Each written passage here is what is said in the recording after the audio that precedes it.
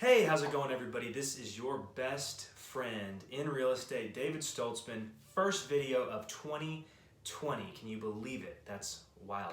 But it's also the first video I've done in a while, so I feel like we're going to kick it off right. This is going to be a good one. I'm doing my 5 biggest winners of the last year, 2019.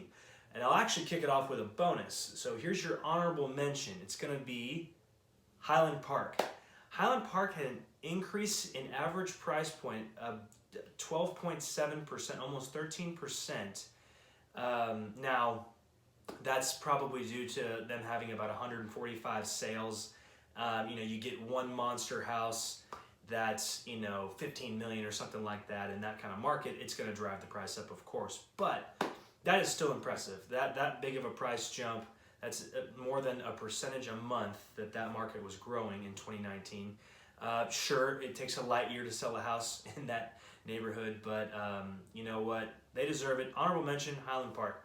Number 5, Trophy Club. Trophy Club across the board did really well. In the 4 categories that I picked, they were plus in 3 of the 4 and pretty good, So considering that the market is about average price point's about $490 or high 400s. They had an increase in 4% of average price point, and their days on market still pretty low relatively, in about 37 days on market, and also carrying about 2.7 months of inventory. So still kind of a hyper seller's market. Don't sleep on a Trophy Club. So number 4, Lancaster, the Tigers. They had a heck of a football season, but they also have a heck of a real estate market.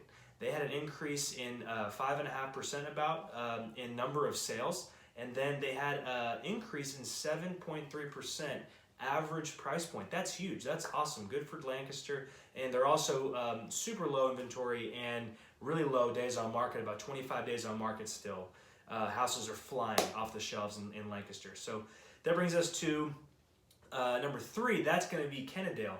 It's the only city in DFW that was plus in every category that I picked across the board. Kennedale had an increase in sales by about 4.5%. They had an increase in average sales price at 8.5%. And then, still super low days on market, about like 23 days on market. And they're carrying 1.7 months of inventory. You list it, it sells in Kennedale. Super hot right now.